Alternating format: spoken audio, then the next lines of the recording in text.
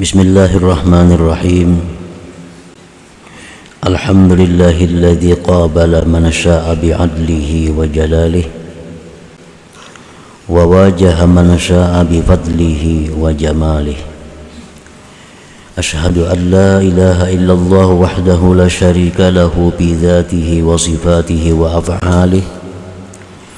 Wa ashhadu anna sayyidana Muhammadan abduhu wa rasuluhul mu'azzamu bi khalqihi wa akhlaqihi. Sallallahu wa sallama ala sayyidina Muhammadinil mukhtari min ibadihi wa ala alihi wa ashabihi wa dzurriyyatihi wa atba'ihi. Salatu wa salaman daimaini mutalazimaini ila yaumi liqa'ih. Amma ba'du. Yang kita hormati dan kita cintai para habaib dan para alim ulama, guru-guru agama, para muhibbin, hadirin hadirat rahimakumullah. Pertama-tama kita memanjatkan syukur kehadirat Allah Subhanahu wa ta'ala, yang mana pada malam ini kembali mengumpulkan kita di tempat yang penuh berkah dan rahmat ini. Salawat dan salam kita haturkan kepada junjungan kita Nabi besar Muhammad sallallahu alaihi wasallam dan kepada seluruh keluarga, para sahabat, zuriat dan pengikut beliau sampai hari akhir. Para muhibbin rahimakumullah. Al-hikmatul khamsun minal hikamil ataiyah. Qala al-Imam Ahmad ibn Athaillah As-Sakandari rahimahullah wa nafa'ana bi ulumi. Hikmah yang ke-50 dari Al-Hikamil Athaiyah, berkata Imam Ahmad ibn Athaillah As-Sakandari rahimahullah, la sagirata idza qabalaka adluhu wa la kabirata idza wajahaka fadluhu,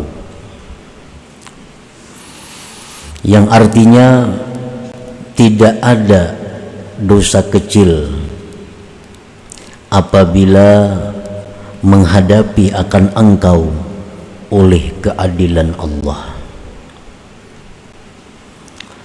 dan tidak ada dosa besar apabila menghadapi akan engkau oleh anugerah Allah. Di dalam hikmah yang ke-50 ini beliau membahas tentang 4 hal. Yang pertama tentang dosa kecil, yang kedua tentang dosa besar, yang ketiga tentang keadilan Allah, yang keempat tentang kemurahan Allah, anugerah Allah. Jadi 4 perkara ini yang mana beliau membahas. Idza qabalakal haqqu ta'ala bi'adlihi wa jalalihi sarat dzunubukas saghair kabair. Apabila menghadapi akan engkau oleh Allah Ta'ala dengan keadilannya dan kebesarannya, jadilah dosa-dosa engkau yang kecil itu besar.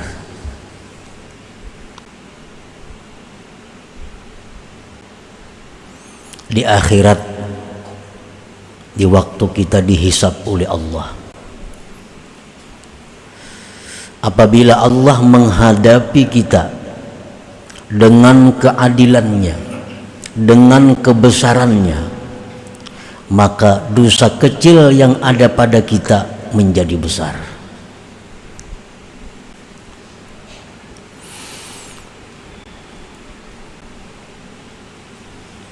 Apabila Allah di hari hisab nanti memperhitungkan amal perbuatan kita satu persatu, dihitung dengan nikmat-nikmatnya, dihitung lagi dengan perbuatan-perbuatan jahat kita, dan Allah tidak akan memandang yang selain daripada itu. Tidak ada mengingat kadada, maka dosa-dosa yang kecil pun menjadi besar.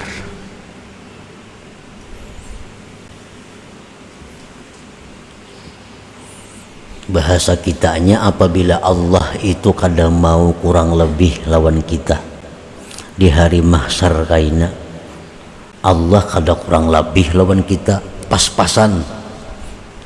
Nah, maka kita kada akan punya dosa kecil lagi. Seluruh dosa kita itu menjadi dosa besar. Wa idza wajahakal haqqu ta'ala bi fadlihi wa jamalih sarat dzunubukal kaba'ir saghair bal lam tabqa laka sayyi'ah. Dan apabila menghadapi akan dikau oleh Allah dengan anugerahnya, dengan keindahannya, maka jadilah dosa-dosa besar engkau kecil, bahkan tidak ada lagi dosa bagi engkau. Kalau di hari hisab itu nanti Allah menghadapi kita dengan tajalli kemurahannya, dengan tajalli keilukannya, maka kita tidak ada punya dosa lagi. Seluruh dosa kita hilang, baik dosa besar apalagi dosa kecil, tenggelam di dalam kemurahan rahmat Allah subhanahu wa ta'ala. Nah, tergantung apa kita nantinya di hadapan Allah. Apabila Allah menghadapi kita di akhirat nanti dengan adilnya, dengan kebesarannya, kita akan celaka. Kita akan celaka. Apabila Allah nantinya menghadap kita dengan anugerahnya, dengan kemurahannya, bagaimanapun kita akan selamat, kita akan dimasukkan ke dalam surganya Allah subhanahu wa ta'ala. Nah, para muhibbin rahimakumullah, banyak di dalam hadis-hadis yang menyebutkan tentang mengingat orang ini, padahal orang kada baik, orang ini membawa dosa banyak, amal salihnya kalah, tetapi Allah mengingat ini anak orang saleh. Nah, Allah mengingat ini anak orang saleh, ini orang dicintai oleh orang saleh, ini orang namanya nama orang saleh, walaupun dia banyak dosa diselamatkan karena mengingat itu. Nah, ini adalah apabila Allah menghadapi kita dengan jamalnya, dengan keelokannya. Tetapi kalau Allah menghisap kita dengan menampakkan keadilannya, kada tahu siapa anak siapa, murid siapa, pokoknya apa yang ada pada dirinya itu yang dihitung. Nah, wa innu kisabil hisab halaka, ujar Nabi kita, bila mana Allah itu meneliti tentang hisab seseorang, maka orang itu pasti akan binasa. Nah, para muhibbin rahimakumullah, dosa-dosa besar tenggelam di dalam kemurahan lautan maaf Allah. Sebesar apapun dosa kita, habis, kada punya arti apabila masuk dalam lautan kemaafan Allah. Nah, ini kalau Allah menghadapi kita dengan sifat keilukan.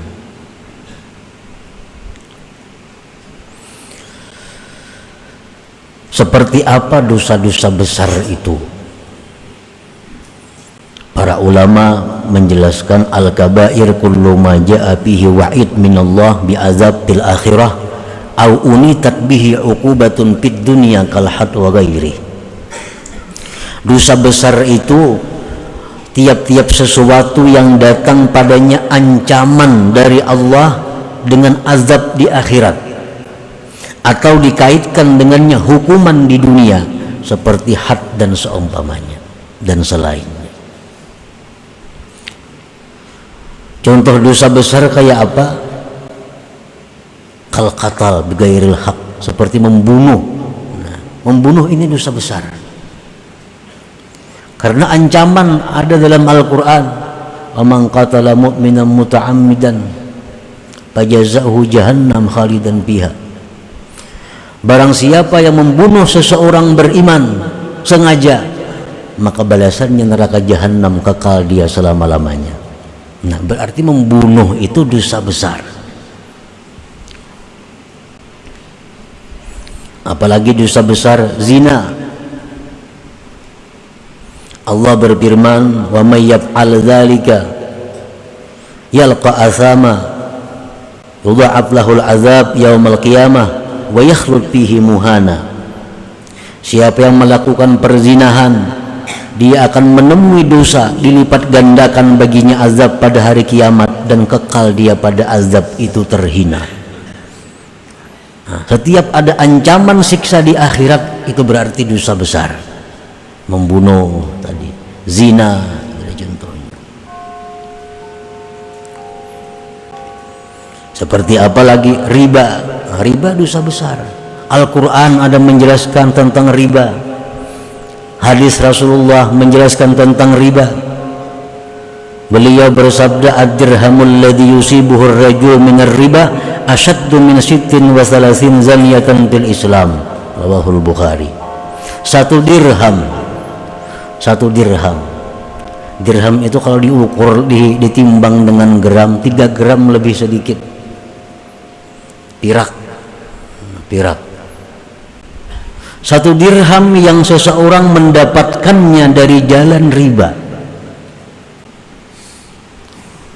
lebih bersangatan daripada 36 kali berzina di dalam Islam.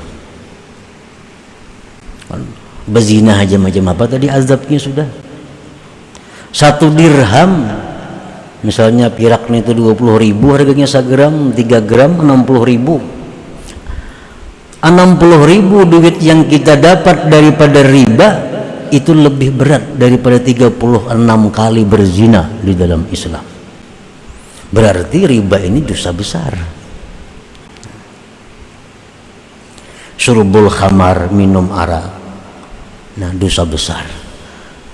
Nah, dosa besar yang dibawa mati oleh seseorang, apabila Allah menghadap dia, apabila Allah menjumpai dia dengan menampakkan keelokannya, menampakkan kemurahannya, kemaafannya, sebesar apapun dosa kita akan hilang.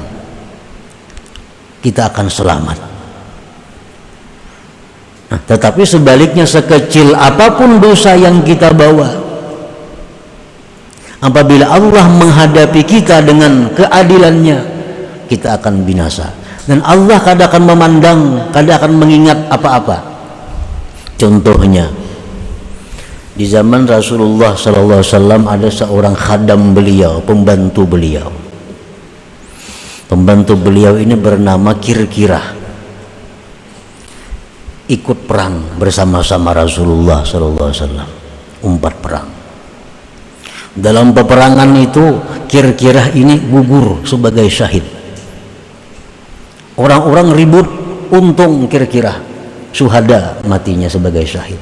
Tambah pembantu Rasulullah lagi, khadamnya Rasulullah menjawab, "Huwa pinnar." Itu mati ke neraka aja nanti. Pembantu Rasulullah matinya dibunuh orang kafir. Nabi kita menyebutkan huwa finnar, dia masuk neraka. Diperiksa apa salahnya? Ternyata dia menyembunyikan satu selimut yang dia dapat dalam peperangan sebelum diserahkan kepada pemimpin perang. Karena mestinya harta yang dapat peperangan itu semuanya diunjuk dulu kepada pemimpin perang, komandan. Karena komandan ini membagi, ini dapat sekian, kira-kira kada begitu dapat disembunyikannya, masuk neraka. Nah, ini contoh orang yang dihadapi Allah dengan keadilan. Allah kadang memandang ini guru sebagai syahid, kadang memandang. Allah kadang memandang ini pembantu Rasulullah, kadang dipandang Tuhan. Yang dipandang Tuhan, dia adalah khianat terhadap harta rakyat. Khianat terhadap harta rakyat. Itu kan barang rakyat, ampunnya masih belum dibagi. Nah, ini contoh orang yang mana berhadapan dengan keadilan Allah. Berhadapan dengan keadilan Allah. Nah, para muhibbin rahimakumullah. Lalu bagaimana caranya? Bagaimana usaha-usaha kita agar kita ini mati menghadap Allah, Allah menemui kita dengan keelukan, jangan dengan keadilan. Allah menemui kita dengan kemaafan, bukan dengan kebesaran. Nah, ini yang perlu kita cari. Karena sebesar apapun ibadah kita, kalau Allah menemui kita dengan keadilan, ibadah yang sebesar apapun itu menjadi hilang seperti debu. Sebaliknya, sebesar apapun dosa yang kita bawa, kalau Allah menemui kita dengan kemurahannya, dosa besar tadi pun akan hilang seperti debu. Nah, para muhibbin rahimakumullah. Jadi yang kita cari adalah bagaimana usaha kita, bagaimana petunjuk Rasulullah SAW agar kita ini mati karena Allah menemui kita bukan dengan keadilan itu, dengan kemaafan, dengan kemurahan. Nah, para ulama menjelaskan, kalau ingin ditemui Allah di akhirat nanti dengan keelukan, dengan kemurahan, amalan yang pertama di dalam dunia ini adalah at-taubah, tobat. Tobat. Kalau kita membiasakan tobat, nah, sebesar apapun dosa kita di akhirat ada harapan besar ditemui Allah dengan keindahan Allah. Kita ambil contoh cerita yang dahulu. Seseorang ini membunuh 100 manusia. Nah, 100 manusia. Minta petunjuk kepada orang alim, apakah bisa tobat? Nah, aku ini sudah membunuh 100 orang. Ujar orang alim itu bisa ikam tobat. Tapi kan jangan diam di sini, ini kampung kada baik. Ikam pindah ke sana. Di sana kampungnya baik. Berangkatlah dia menuju kampung itu. Di tengah jalan mati. Malaikat azab, malaikat rahmat berebut. Ya, malaikat azab, ini orang aku ampunnya, ini membunuh 100 orang. Ujar malaikat rahmat, ini ampunku karena ini sudah ada niat hendak tobat. Nah, akhirnya Allah dengan sifat kemurahannya, dengan sifat kemaafannya, Allah berfirman, ujar Tuhan, itu punya malaikat rahmat. Nah, punya malaikat rahmat. Akhirnya apa? Dibawa oleh malaikat rahmat, dimasukkan ke dalam surganya Allah. Padahal membunuh 100 orang. Kalau Allah menemui dengan keindahan, Allah menemui kemaafan, walaupun 1 juta orang yang kita bunuh, itu akan hilang dalam lautan maaf Allah. Jadi kalau kita hendak Tuhan itu menemui kita dengan indah, dengan kemaafan, nah, dengan banyak pertimbangan-pertimbangan, maka biasakanlah tobat. 1 itu.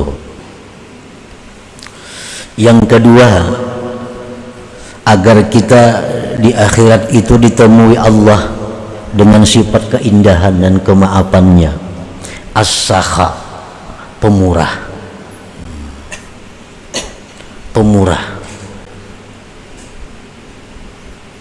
Nah, kalau kita ini pemurah, Allah tidak akan gampang mengazab orang pemurah ini. Penuh pertimbangan, penuh perhitungan. Karena begitu orang pemurah ini mati, Orang-orang yang pernah dikasihnya, diberinya, mendoakan kepada si pemurah ini. Bahkan bumi pun mendoakan kepada Allah agar si pemurah ini jangan disiksa, jangan diazab. Nah, orang pemurah. Dikisahkan oleh Rasulullah Sallallahu Alaihi Wasallam, di zaman dahulu ada seseorang ahli ibadah selama 60 tahun berkhalwat. 60 tahun kada tahu urusan apa-apa, khusus beribadah kepada Allah. Begitu suatu hari si seseorang ini turun dari tempat khalwatnya, melihat ada seorang perempuan. Kepingin hati si ahli bosnya perempuan itu 60 tahun tak urung, langsung melihat napa-napa, melihat ada bini-bini, siapa itu? Akhirnya bini-bini dipandirinya, dibujuknya, mau terjadi perzinahan. Menurut satu riwayat selama 6 malam. Nah, perzinahan. Habis berzina,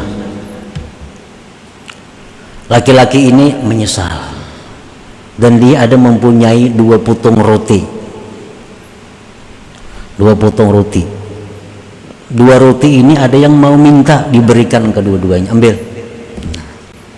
Laki-laki ini akhirnya mati. Ditimbang amalnya laki-laki ini, amal ibadah 60 tahun itu hancur habis karena berzina tadi. Hancur. Bayangkan, perbuatan zina ini merusak ibadah yang telah berlangsung selama 60 tahun. Tetapi karena laki-laki ini pemurah, ada 2 potong roti yang dia berikan kepada orang yang perlu. 2 potong roti ini ditimbang dengan perzinahan, ternyata 2 potong roti ini menang. Maka akhirnya si laki-laki ini masuk surga. Bukan karena ibadah 60 tahun, tapi karena dia dermawan, karena dia pemurah dengan memberikan 2 potong roti itu.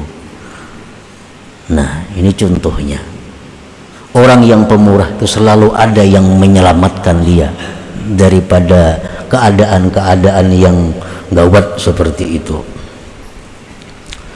Para muhibbin rahimakumullah. Yang ketiga, hubbu man ahabbahullah. Cinta kepada orang yang dicintai Allah. Hubbu man ahabbahullah. Cinta kepada orang yang dicintai Allah. Nah, ini akan menyelamatkan kita.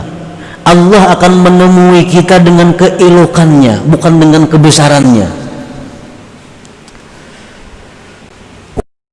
Ibadat kada, banyak lagi maksiatnya pula. Tapi urusan mencintai orang-orang yang dicintai Allah ini nomor 1. Cinta kepada Rasulullah, cinta kepada keluarga Nabi, cinta kepada orang-orang saleh, dia cinta. Nah, ini orang mati, dia akan ditimbang oleh Allah. Walaupun ini banyak dosa, walaupun ini banyak maksiat, tapi ya Tuhan, ini orang nih, ini cinta kepada orang-orang yang kucintai. Nah, dengan itu Allah menghadap dia dengan keelokan, dengan kemaafan dan kemurahannya. Nah, para muhibbin rahimakumullah, seorang laki-laki pernah datang kepada Rasulullah sallallahu alaihi wasallam. Faqala, ya Rasulullah, kaifa tara bi rajulin ahabba qauman wa lam yalhaq bihim. Wahai Rasulullah, bagaimana pendapat pian? Ada seorang laki-laki, dia ini cinta kepada suatu kaum, dia cinta kepada orang-orang saleh, tapi nya kada beramal kayak orang saleh. Nya kada beramal, cuma kalau urusan mencintai orang saleh, membela orang saleh habis-habisan. Tapi kalau wirid orang saleh kada dibacanya.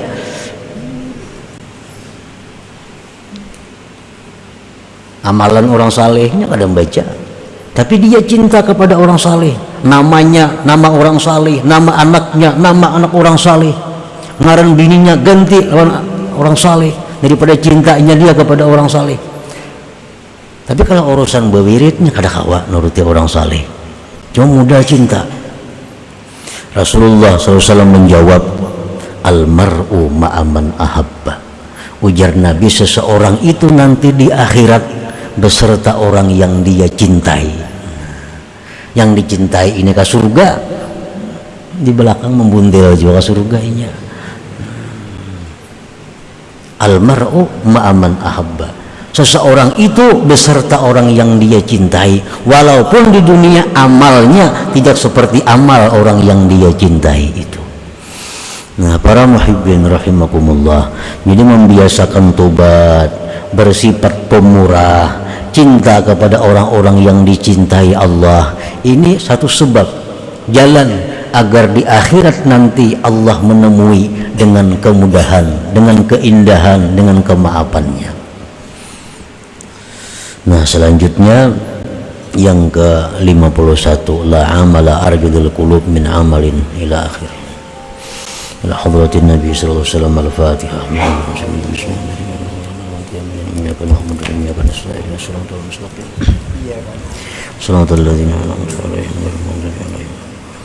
Ya Allah biha, ya Allah biha, Allah bihusni al-khatimah.